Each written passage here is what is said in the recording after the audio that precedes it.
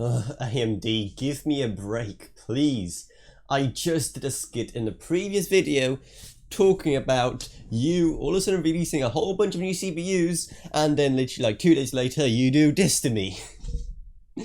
Release all of a sudden announcing Ryzen 4000 CPUs. But it's not the exciting ones, mind you. It's not the ones that everyone wants. No, it's the APUs, the ones that barely anyone cares about. And if you're sad enough to care about them, I guess this video is for you. But even if you're not that sad, these CPUs can be of interest to you, especially since they tell us a lot about what AMD could do in the future. And also, well, I gotta say, these are also kind of exciting. So basically today went like this. AMD turns around and says, hey, we're releasing a whole bunch of new APUs. We're calling them Ryzen 4000.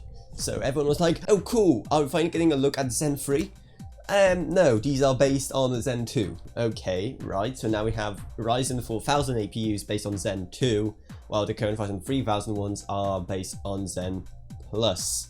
Yeah, pretty much. And also we're releasing an 8-core APU. What? Yeah, I know there've been rumors about a 4700G for ages, but it's finally nice to see it confirmed. So yeah, there is an 8-core 16-thread APU coming, which is mighty exciting. So apart from the whole really unconsumer friendly way they're handling the naming scheme, where you have, you know, Ryzen 4000 CPUs, have some of them based on Zen 3 and some on Zen 2, depending if they have graphics or not. It's all really complicated and dumb, but let's not dwell on that for now. Let's focus on the exciting stuff, because these new 6 APUs are looking mighty fine. Because the current APUs that they already have, like the 3200G and the 3400G, are already pretty good sellers for people who just can't afford a graphics card in a system, or simply don't need one when they need very basic office work, say for example, and they just don't need that kind of graphics acceleration, they just need a video output. So for those kind of people, those kind of CPUs are great. So it's also of course great when they also come with more performance, because even if you don't have a graphics card, you can still be playing games at even 1080p and a decent frame rate now, thanks to these improvements to APUs. Like definitely even just a few years ago, you wouldn't be able to say that, because APUs were awful compared to what they are now. And especially interesting is the 4700G. And many people have asked the question of why? Why would you do that? Because if you're already buying an 8-core CPU, then you may probably also afford a graphics card. And true, it can be a bit confusing, but let's not forget that Intel has been doing this for ages now.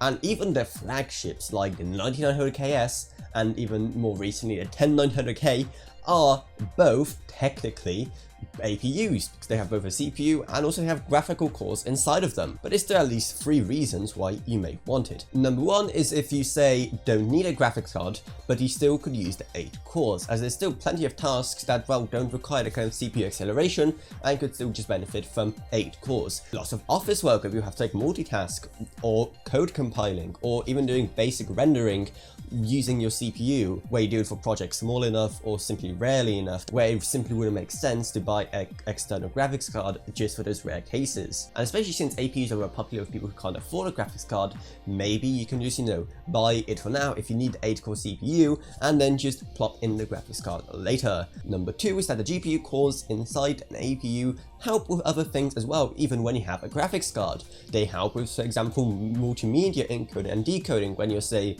watching some videos. Or maybe let's say that you're gaming at 4K, for example, like I do, where I need as much horsepower as possible going from the graphics card to the game. So with this, I could have an APU simply work on any of the less important tasks that require GPU acceleration, and I could have my whole graphics card just focus on the game. And to also edit videos, the 8 cores will be really good for that, especially since I don't really need them to turbo super high, because it's just more of a multi-core scenario. And number 3 is that, well, the boost clocks do technically stay the same.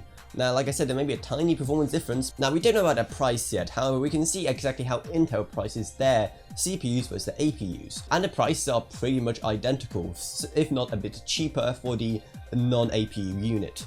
So if you could really benefit from those integrated graphics, it could make sense just to spend a little bit extra to get yourself to 4700G versus the 3700X. However, as I more closely studied the product page for the 4700G and the other CPUs in this new lineup, and the other APUs in this new lineup, I've noticed something very strange. And that they don't support PCIe Gen 4. They only max out at PCIe Gen 3. which is very confusing because isn't that supposed to be one of the main selling points of Zen 2? However, hopefully that means that they can really decrease the prices on these, making them even cheaper for people who just really don't need or can't afford a graphics card, which is great. Additionally, with an APU based build, you probably wouldn't even be using PCIe Gen 4, at least for now, because the main uses for them are, well, storage, and if you're buying a cheap APU, then you probably can't afford a PCIe Gen 4 SSD anyway, because those are really expensive, and graphics cards, which you may or may not need, because again, it's an APU. So even though it's not as big of a deal as I thought at first when I first noticed it, I was just like, what have you done? However, it can still throw up into question exactly how future-proof these APUs are. But yeah, I'm really excited to see what they're going to be like, and hopefully they're going to allow way more people to finally build themselves their first PC, because, well, we can definitely expect these to be really cheap and affordable on the lower end. I'm really curious to see what kind of crazy stuff people can do with a 4700G. Because it's an 8-core APU from AMD, it's going to be crazy. But let me know what you think of this release down in the comments below.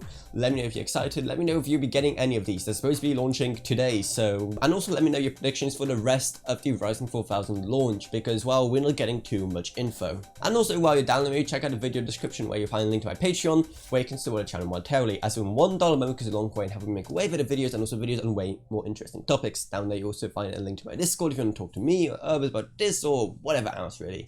So I guess that's really it for this video. If you liked it, subscribe, like, whatever, and I'll see you all in whatever I make next. Goodbye everyone, goodbye.